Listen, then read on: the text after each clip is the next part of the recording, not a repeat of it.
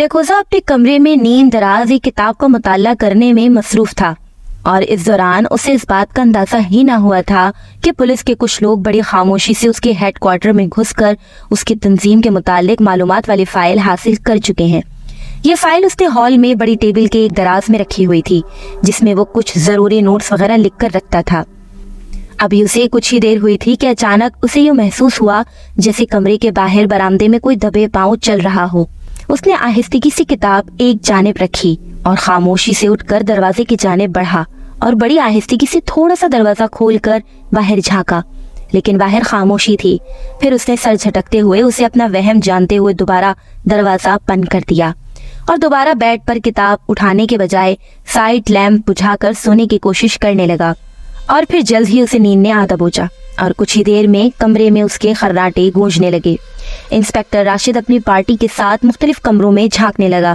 कुछ कमरे लॉक थे और कुछ खुले हुए थे। 2-3 कमरों में उसे 7-8 अफराद सोए हुए मिल गए थे, जो घोड़े बेचकर यूं सोए हुए थे जैसे कयामत तक उठने का प्रोग्राम ना हो। फिर एक कमरे में उसे खिड़की खुली दिखाई दी। उसने कुछ देर तक सोचने के बाद आहिस्ता से उसके सामने मौजूद पर्दा थोड़ा सा खिसका दिया।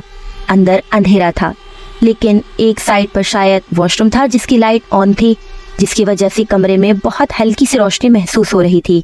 सामने बेड पर एक शख्स लेटा हुआ था और उसके खर्राटे गूंज रहे थे। इसने 2 साथियों को खामोशी से कमरे में दाखिल होने के लिए कहा और फिर एक ने आहिस्तेगी से दरवाजे की कुंडी खोल दी। वो सब खामोशी से अंदर दाखिल हुए और दबे कदमों से उस सोए हुए शख्स के करीब पहुंचकर उसके मुंह पर एक क्लोरोफॉर्म वाला रुमाल रख दिया। वो सोया शख्स थोड़ा सा तिलमिलाया, फिर यकदम बेजान हो गया। गालिबन वो बेहोश हो चुका था। इस तरह उन्होंने बाकी कमरों में मौजूद तमाम अफराद को भी बेहोश करके एक जगह इकट्ठा करना शुरू कर दिया। अभी उन्होंने चंद अफराद को वही एक कमरे में ले जाकर लिटाया था कि अचानक कहीं से एक बोना एक कमरे से यकदम निकला और उन्हें यूं कॉरिडोर में ये कार्रवाई करते देखकर जल्दी से दोबारा अंदर उसी कमरे में घुसकर कुंडी लगा ली और चंद ही लम्हों में उन पर कहीं से गोलियां बरसने लगी। शायद उस बोने ने किसी खुफिया तरीके से बाकी लोगों को उनके मुतालिक बता दिया था। गोलियों के मुकाम से अंदाजा होता था कि वो सिर्फ 2-4 अफराद ही चला रहे हैं। वैसे भी उनके बहुत से साथी तो बेहोश थे। उन्होंने भी पोजीशन संभालते हुए जवाबी फायर करने शुरू कर दिए। जेर जमीन होने की वजह से गोलियों की बाज़गश्त भी सुनाई देने लगी थी। यूं लगता था जैसे दूसरी जानिब अफराद असलहे के ढेर पर बैठे हैं, जो मुसलसल गोलियां चलाने में मसरूफ थे। गोलियों की तड़तड़ाहट में फिर किसी के दर्द से चिल्लाने की आवाजें भी शामिल हो गईं। शायद उन्हें गोलियां लग चुकी थीं और ये आवाजें मुखालिफ सिम से सुनाई दी थीं। इंस्पेक्टर राशिद ने हाथ के इशारे से अपने साथियों को खामोश रहने के लिए कहा और यकदम दोनों तरफ से खामोशी छा गई। यूं लग रहा था जैसे मुखालिफ सिमत में या तो लोग चले गए हैं या सब के सब मर चुके हैं। काफी देर तक खामोशी छाई रही। फिर इंस्पेक्टर राशिद ने अपने साथियों के साथ मुहतात तरीके से गोलियों की सिमत पेशकदमी करने का कहा और खामोशी से चुप कर आगे बढ़ने लगे।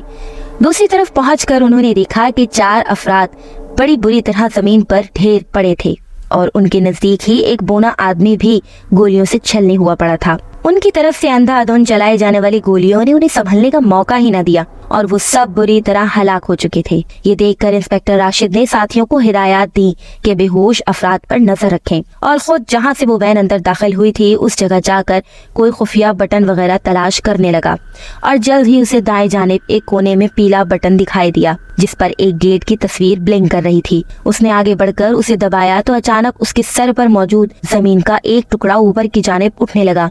ये देखकर उसने जब दोबारा उसी बटन को दबाया तो वो टुकड़ा दोबारा अपनी असल हालत में वापस आने लगा। ये देखकर उसने सर हिलाया और जेब से मोबाइल फोन निकालकर अपने हेडक्वार्टर से नफरी भेजने के लिए कहा।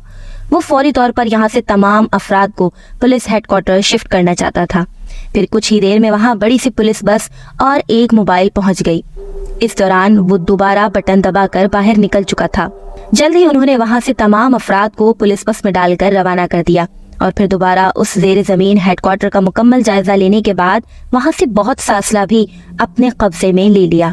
दूसरे रोज उन्होंने मीडिया के नुमाइंदगान को बुलाकर प्रेस कॉन्फ्रेंस करवाकर उस तंजीम का सारा कच्चा चट्टा खोल दिया। मुल्क में एक तहलका मच गया। लोगों ने पुलिस डिपार्टमेंट की दिल खोल कर तारीफ की और इंस्पेक्टर राशिद और उसके दीगर साथियों की बहादुरी को सराहा। महकमे ने इंस्पेक्टर राशिद समेत तमाम टीम की तरक्की करने के साथ साथ तारीफी असनाद से भी नवाजा। اپنے ملک سے اس تنظیم کا خلا خما کرنے کے بعد انہوں نے اس تنظیم کی تمام معلومات انٹرپول پولیس کے حوالے کر دی تھی تاکہ وہ بھی اس طرح ان قاتلوں کی بین الاقوامی تنظیم کی سرکوبی کر کے اپنے ملک کے بے گناہ لوگوں کو بچا سکے۔ سچ کہتے ہیں کہ ظلم جب حد سے بڑھتا ہے تو مٹ جاتا ہے۔ Please like, comment and subscribe the channel Shehzad Khan Horror Stories, and thanks for watching.